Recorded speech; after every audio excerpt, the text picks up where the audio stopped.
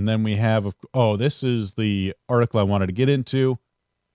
The journalists here, this Paul Tassi for Forbes. This is what journalists do now. Their job is to promote this propaganda. And I'll get into this. I wrote a Substack about it. I'll try and link the Substack in the description. But this is, so I wrote about it, but you'll see this is an interesting article where he tries to, well, I'll go into it. Let me take a drink and we'll go into it. The woke war, why the right believes it dominated gaming and TV in 2024. So there's been a lot of failures recently and a lot of success for these sort of, for games that appeal to men. And what Paul Tassi needs to do is kind of get rid of it. He needs to explain it away. So what he tries to do is create this binary.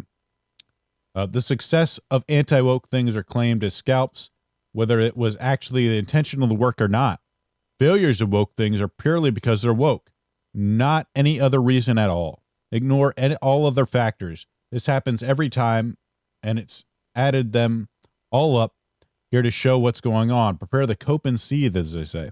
So he's creating the straw man where these right-wingers are stupid. Every time that there's a woke game, it failed because it's woke. Every time there's a game that it succeeds, it succeeded because it's not woke. And so this is what the problem is, like, he's not gonna defend, or like he won't accept any sort of right-wing argument or like clear people pointing things out that are clearly correct. But he's hoping that, like, if he presents like this perception that there was a woke version of the Arkham universe in which characters like Harvey Quinn were more conservatively dressed than previously, and there was things like pride flags hanging from headquarters. So, like, he wants to say, like, yeah, this had nothing to do with the success of the game, make it Harley Quinn uglier or, not as hot, and then Sweet Baby Inc. was involved. That, that didn't piss anybody off. That didn't make anyone turn off of the game. That's just crazy. And then he'll present reality. So this is reality. He's not going to defend that or, push back on that. You're not going to do anything to reinforce his point that this isn't true. He's just going to present his own truth and hope that you'll fall for the sort of like logic trap that because he's presenting something else, that what he's presenting is true. And just, this is just perception. Here's reality. It failed mightily because it's a live service game after Rocksteady had made its entire fan base devoted to its single-player superhero offerings. It's a goofy concept, giving all Task Force X the same guns. And, of course, this stuff is true enough, too, that, getting Captain Boomerang a gun might be a little bit weird, or, like a Deadshot, it fits. But what about these other characters that had really been known for guns? Supposedly woke critics scored the game a 60. And this also thing, hey, we hated it too. And we're woke, so that must mean the game wasn't really woke. It wasn't woke enough if we hated it, right? That's another like logic trick. Of course, Concord, perception, a hero shooter that failed because its heroes were not attractive enough. That they were virtual signaling by putting in pronouns in their select screen. And then, of course, that's not, again, he won't push back on this at all, that the heroes were boring. He's just going to state reality that somehow that's the word I'm looking for. Somehow that contradicts this. This reality will contradict this perception. Just stating that it was a $40 first-person shooter in a free-to-play landscape and didn't do anything. Its character designs were poor, but not for hotness reasons, but because of lacking aesthetic that other games with plenty similar sized and aged characters has done much better. That's, again, not true.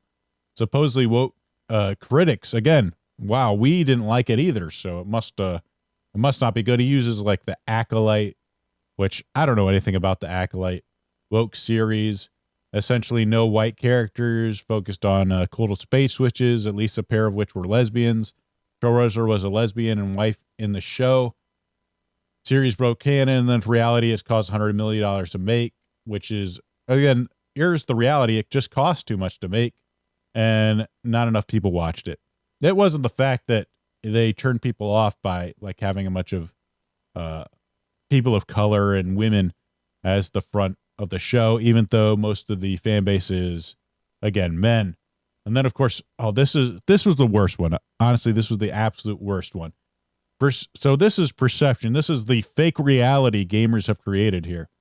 This game, for Stellar Blade, the game was a big hit for AAA newcomer Shift Up because it embraced the idea that real gamers want attractive women in their game, and they were provided plenty of fan service outfits to fulfill that desire. But here's the reality. Stellar Blade is a solid action game, and on the whole, and was reviewed well among game journalists, drawing up to an 81 on Metacritic and hailed as a great first effort for Shift Up. So how does this contradict anything about it doing well because of fan service? And this is what did he just not admit that Stellar Blade did well? The whole reason Stellar Blade did well is because of fan service. It's what set it apart. It was its hook. Shift Up is known for Goddess of Victory Nike, where the hook of that game is that you get to watch girls' asses bounce as they shoot guns. They're literally a gacha game maker.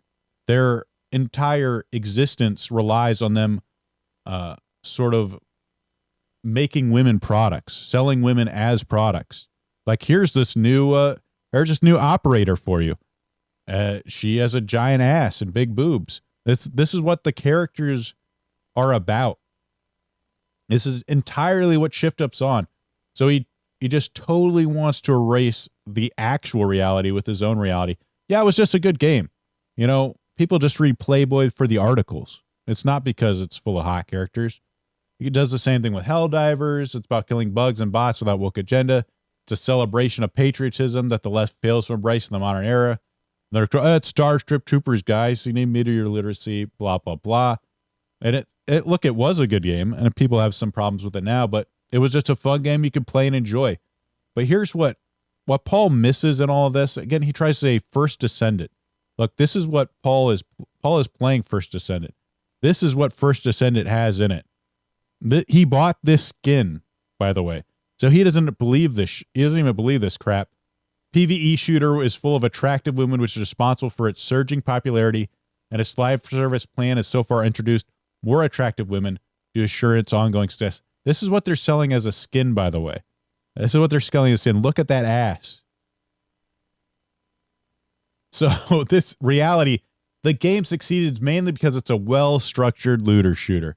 Yep, totally doesn't have anything to do with this. Totally doesn't. This isn't why all of their marketing. Hold on a second. Let me get on the First Descendant. Let me find their First Descendant on Twitter. Let's see how they're marketing this game. It's gotta be the looter shooter. It's just the solidness of the looter shooter. Let's see. First Descendant. It's just the solidness of it. Solidness of this looter shooter aspect of it. Yep, it's not the fact that all of this is. I like this. Yeah, all of this. You can get a diner set. Oh, you can have it as a schoolgirl, a maid. None of this stuff is. We're not marketing women here. Not at all. Not at all. We don't have like a giant ass in like every single one of our stuff. Yeah, totally. It's just a solid looter shooter. The own developers don't even know what they're talking about. This isn't about that. And then Wukong Games Media wanted this game to fail. Again, they did push articles about sexism. This is 100% true. And its success is a blow against the woke agenda. I don't know about that, but whatever. It's absolutely crushing massive hit in China, where no one is considering any of these controversies when purchasing. It also did well in America, too. That's what he doesn't want to admit. It sold well over here, and it did insanely well in China, which is a huge market that I don't think everyone always taps into. But yeah, this is what they got to make. Goalposts again. Boulder's Gate, the wokest game on planet Earth, won with scores game of the year, but it's not really woke because after all, it has attractive characters in it, and that totally means it's not woke. This is the issue Paul doesn't get. He wants to create this straw man, but like, if the game appeals to men, then it's going to be good, or at least it's going to do okay. This is the problem with stuff like Concord, is that it didn't want to appeal to men at all. Or a game, or like a show like The Acolyte. Like if you don't appeal to men, or you actively, like Suicide Squad. Like, oh, I don't have, I don't think I prepared it. Let's show you this is Mrs. Freeze from Suicide Squad. Actually, I think I might have did I prepare that? Let's see. Mrs. Freeze from, does this look like it's going to sell to men at all? Having shit like this? Does anyone want to play as the lesbian dyke Mrs. Freeze? This is what he's trying to say. Like, he desperately doesn't want this to be the truth. That if you appeal to men, that you actually, or like if you don't, then your game succeeds. On the other side, games claimed by anti-woke players like Stellar Blade or First Descendant are no way owned by them, and either reviewed well among supposedly woke games media or have player bases far more expansive than those who are playing it because attractive characters exist in them. Sure. That's, again, he wants to say stuff that's like probably true. Like, yeah, I'm sure women enjoy it too, but they probably enjoy sexy women as well, or at least, want to pretend they're sexy women. They want to inhabit that role. The fact is, Stellar Blade and First Descendant are games that market to men. They know what they want. When they put on trailers like Haley or something, some of their new stuff. Let's see, the First Descendant. Is this it?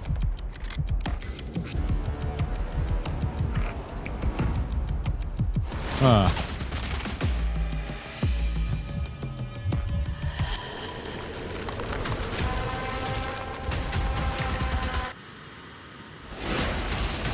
Like they know specifically what men want.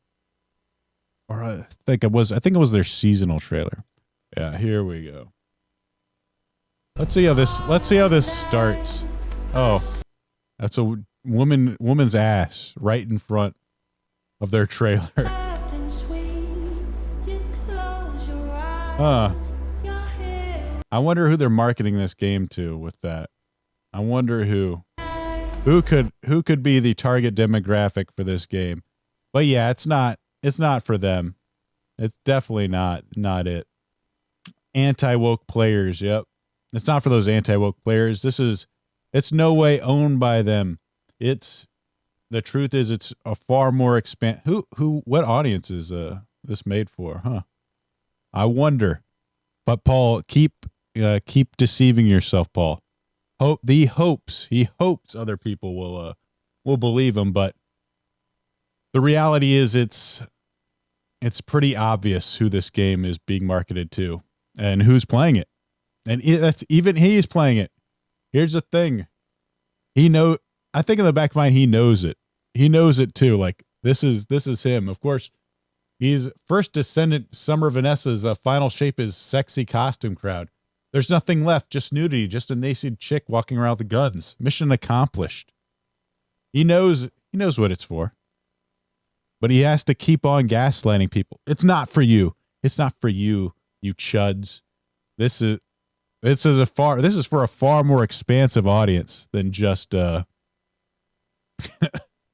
men. Totally. You keep saying it, Paul. You keep saying it.